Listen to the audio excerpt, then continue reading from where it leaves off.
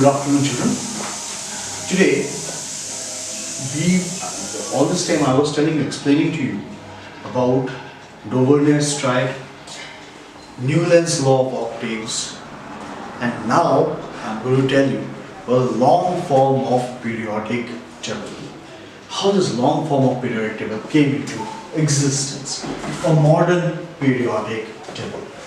Let me tell you in short what is this modern periodic table all about.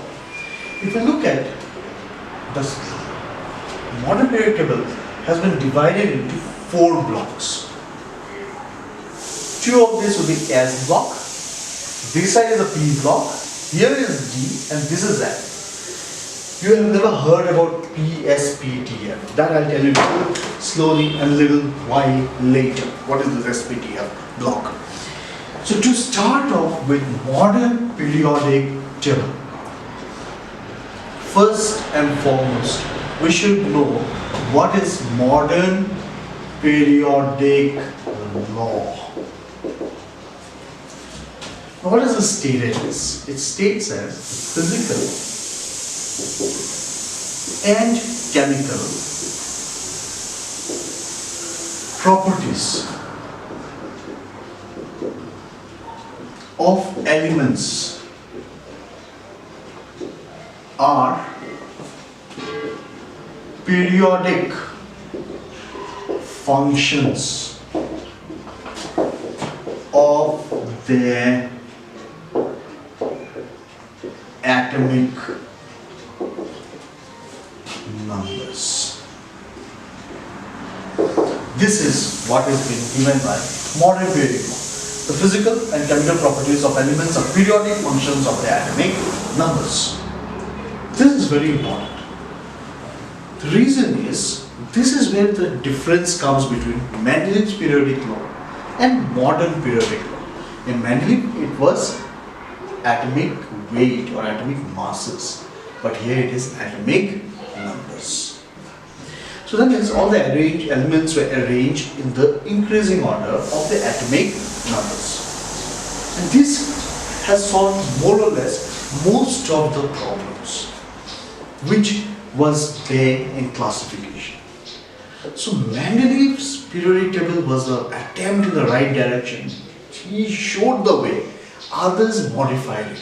And today the periodic table which we use, given by Moseley, restructured by Niels Bohr, and today what we have got is a modern periodic table. Most important chapter, most important topic in chemistry is this particular one, the modern periodic table. Now, if you look at the modern periodic table, how many groups and how many periods are there? The groups, we all know what are the groups all about. So groups which is present in modern periodic table, there are 18 groups. How many periods are present? There are 7 periods. So a modern periodic table has got 18 groups and 7 periods. This is a question which is normally can be asked in the examination hall. What are the number of periods in modern periodic table? Or what are the number of groups in modern periodic table? So this value you have to remember. Now, I'll teach you with the simple atomic numbers up to 20, we will redraw a periodic table. Now, how do we draw a periodic table? I'll just teach you how to do it. One simple way to just define it. Roughly, I'm just doing it.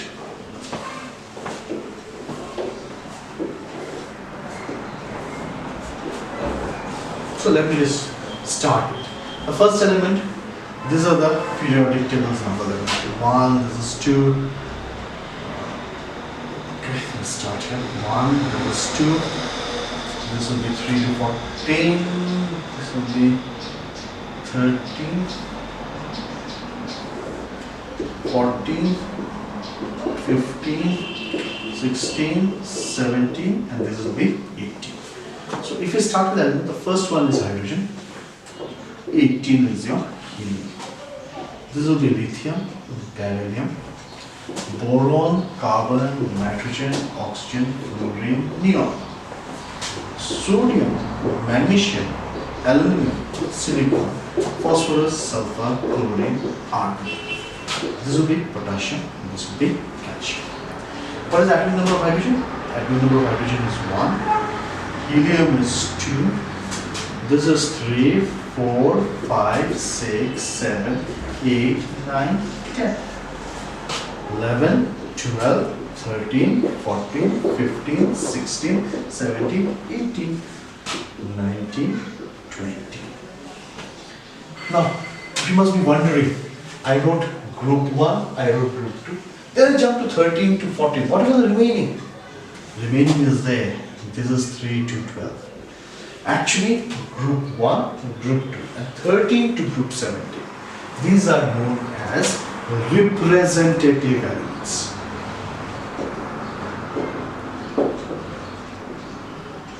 So children, if it is ever asked in the exam, what are representative elements? We should know the elements which are present in group 1, group 2, 13 to 18, to 17. These elements will be known as representative elements.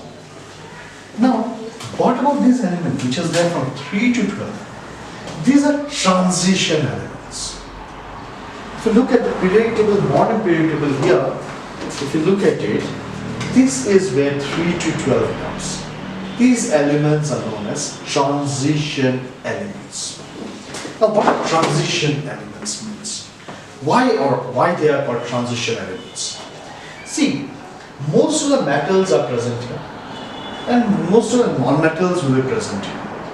What actually is happening, the metals are slowly becoming non-metals. So the elements which falls within that will be termed as transition metals. So if they ask you what are transition metals, you will say the answer is elements which are present in group 1, transition elements. So what are transition elements? The elements which are present in group 3 to 12. So whichever elements are present in group 3 to 12 will be transition elements. Representative elements which are present in group 1, 2 or 13 to 18. These are known as representative elements. Now if you look at the bottom, there are two more tables which is being kept. These two tables, one is known as lanthanide series, one is your actinide series. These are known as inner transition elements. What are these known as? Inner transition elements. So remember, this is how we should know, or this is a simple way to find out a periodic table. Now, periodic table has been further classified into different blocks. These blocks you will be studying in the higher classes, what is about the blocks. But I'll tell you a bit of it. S block element are those elements which are present in group 1 and group 2. P block elements are those elements which are present from 13 to 18. 13 to 18. Group 13 to group 18. D block elements, that is a transition elements. Transition elements. And F block elements, those which are inner transition elements. This will be termed as different block. So, we have a simple periodic table drawn here. Now, this is periodic table all about. Very simple. Now, if you look at the periodic table, there are 7 periods I told you. There is a first period, there is a second period, there is a third period, there is a fourth period, there is a fifth, sixth, and finally 7th. First period has got how many elements? If you look, it has got only 2 elements. One is hydrogen, one is helium. So period 1 has got only 2 elements. This comes in the exam. How many elements are there present in period 1? The 2 elements which are present. And if you remember, this is hydrogen and helium. Period 2 has got how many? It has got 8 elements. Lithium, vanadium, boron, carbon, nitrogen, oxygen, fluorine, neon. Period 3 also has got 8 elements. Sodium till argon. So first period, period 1 is known as a short period. These are short ones. Shortest period. Period 2 and 3 are your short period. Period 4 has got how many elements now? Now the transition elements also comes into picture. So in fact, period 4 and 5, both the transition elements are present. So it has got 18 elements. Now period 6 has got how many elements? It has got the highest, that is 32 elements. So the longest period is period 6.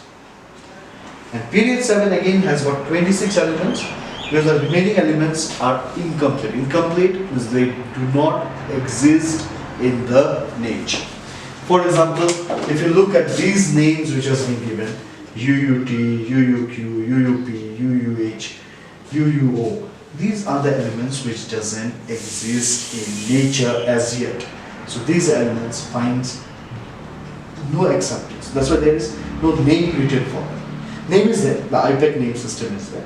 U stands for uni, another U for uni, and T for trium. So 1, 1, 3. Trium. That's how it comes. So that's a separate order, but you remember these are names which has not been written as yet. So it is an incomplete period. So again, to brush up, remember from this particular table if you have to look up which of these are periodic tables. The first two, these are S block. 30 to 80, this is a P block.